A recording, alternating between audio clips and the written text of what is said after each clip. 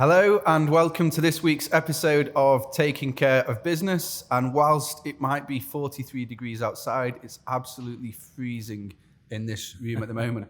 This week I'm joined by our head of commercial, Emrah Yah, to talk all things commercial. I think we've been quite vocal over the last few weeks or so in terms of the residential property market and what's going on there. So it'd be good for us to hear from Emrah to hear what's going on in the world of commercial.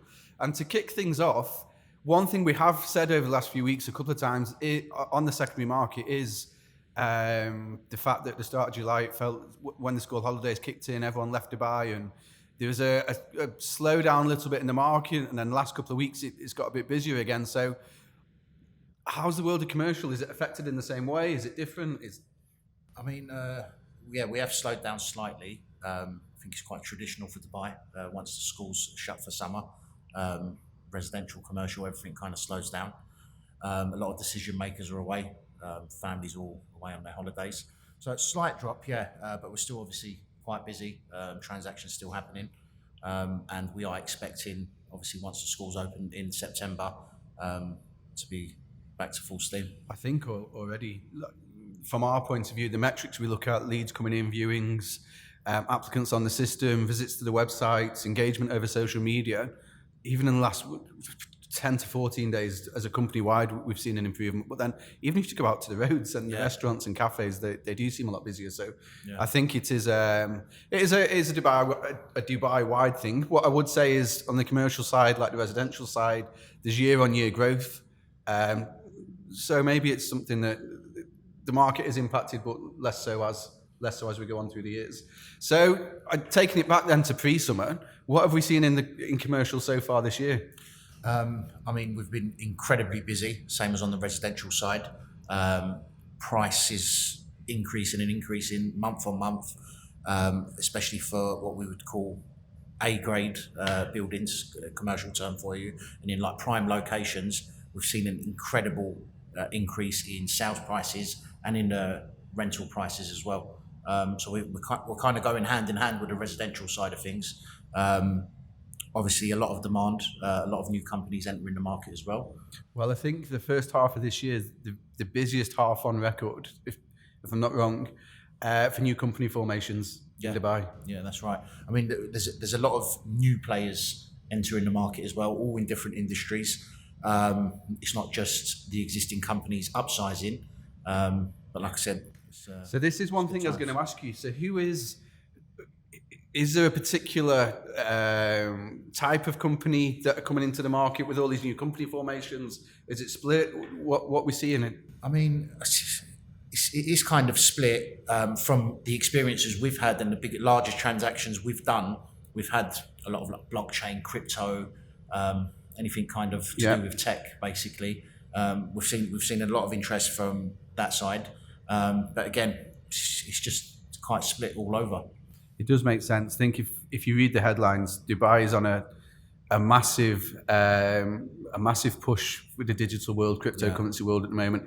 Even in terms of last week in the headlines was the new anti-money laundering regulations around crypto, which, I mean, that's a regulation, but I think that also shows how serious Dubai is taking it, because if they're putting regulations in place, you obviously plan for it to be a big part of the economy going forwards. I mean, those regulations are all over the world. So we're not doing anything different. So it's kind of becoming a norm for everyone now, just to provide the right transparency to the AML department, if you like. What about co-working spaces? Because coming out of lockdown, this was all the talk about how offices will downsize, there'll be more working from home, there'll be a lot more co-working spaces and more flexible working spaces. Is that now we're a bit further on from, not from COVID, because obviously COVID's still with us, but from the lockdowns and everything else, and people are more used to being back in the office. Is there the same demand for the co-working spaces? Not so much co-working, I wouldn't say the demand's the same, but some companies have kind of realised that working remotely has been, let's say, more proactive for the staff and for the employees. So they've kind of stuck with that. But a lot of industries, like ourselves, more like sales-driven industries, I mean, the kind of buzz you get and the kind of zone you get into when you're in an office is completely different. Yeah. So it hasn't we've just been increasing our business month on month, year on year, and I would say we're not exactly specialised in co-working, but obviously being in the market, I would say the demand would have dropped for co-working Yeah. slightly at the least. Yeah, that makes sense. And industry by industry as well, it makes sense in terms of office solutions or retail solutions or commercial solutions to impact different industries differently. So looking forward to the next, I guess, 6 to 12 months, and I know there's no crystal ball and you can't be held to anything you say here, but what do you think is going to happen in the commercial market? Do you think retail is going to increase, office space is going to increase, warehouses? How's the demand going to be? To be honest, I can see an increase in all aspects of commercial. We're a bit undersupplied with good office spaces, large spaces, all throughout the city. And when companies usually come to set up, it's a bit different to residential, especially when you're seeing big establishments come in and setting up bases here. They don't come with like a 1 or 2 year plan. These kind of players in the market are coming thinking 5 years, 10 years ahead. So I can't see any kind of decrease within the next 12 to even 18 months. Yeah, well, we know from a personal level that when we're looking for new office space for Allsop and Allsop, it's not as easy as you think. Yeah. I think sometimes you look around Dubai, and I've been guilty of this, and you think there's offices here, there's offices there, there's commercial space. But when you get down to it, and when each company is looking for something for their particular needs, there's not actually that much, is there? Yeah, I mean, the requirements kind of narrow it down.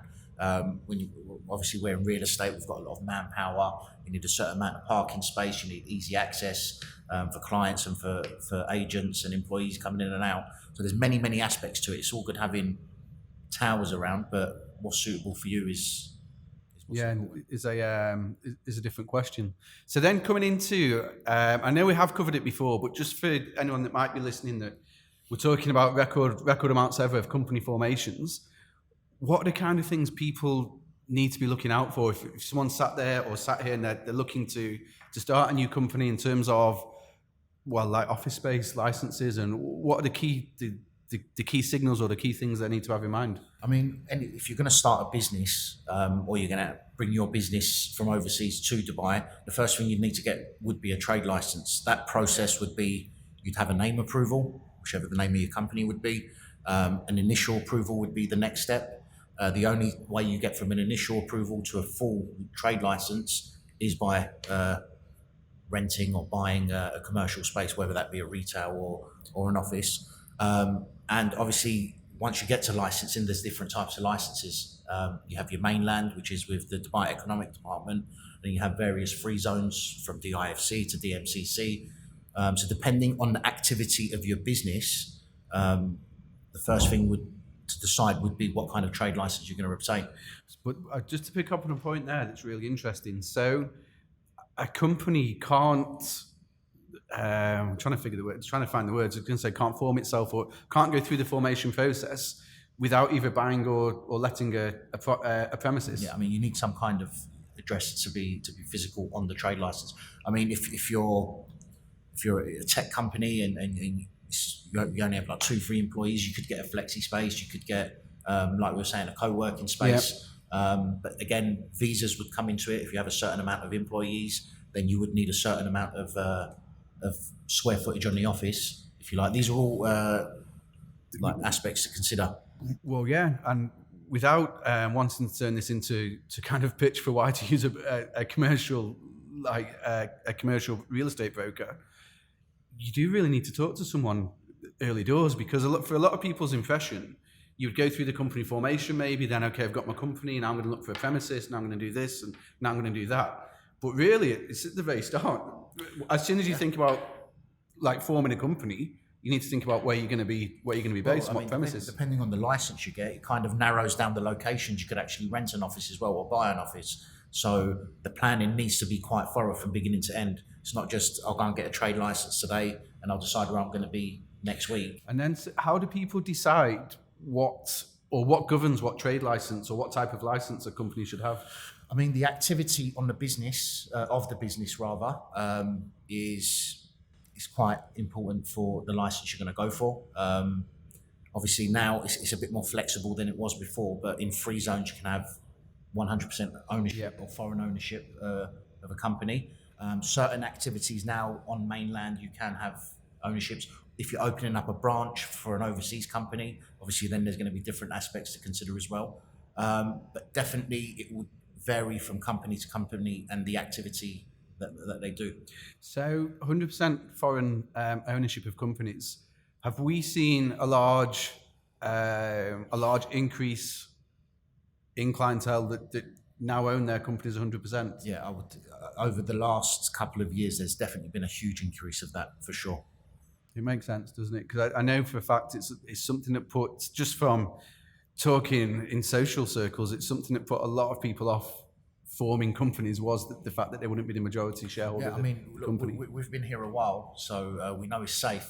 Even if you were to have a local partner, the country and the regulations give you a lot of safety. Someone coming in from the outside who doesn't know the UAE, who doesn't know Dubai, you think, oh, I have to give 51% of the company to someone I don't really know on paper. Yeah. So it does give people a lot more peace of mind and a bit more comfort when they're setting companies up. Good. So before we finish things off, top 3 areas at the moment for commercial transactions, or what are the top 3 areas that people are looking in? I mean, there's not actually that many business hubs. If you go through the city, you'll have free zone wise, it'll be probably the busiest one would be JLT, which is DMCC, is the licensing.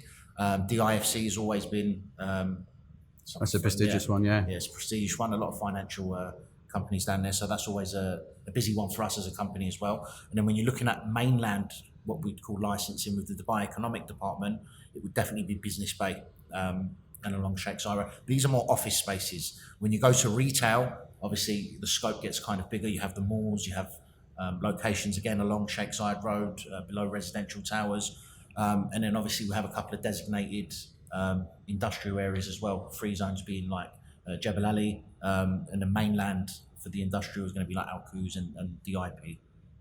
Okay, so then finally to wrap things up, why do you think that Dubai is a place at the moment where people should either be moving or setting up their business operations? I think strategically, if you look on the world map, it's quite a good location between the east and the west, for sure. It's one of the fastest growing cities in the world. And as you know as well as me, it's an amazing place to live.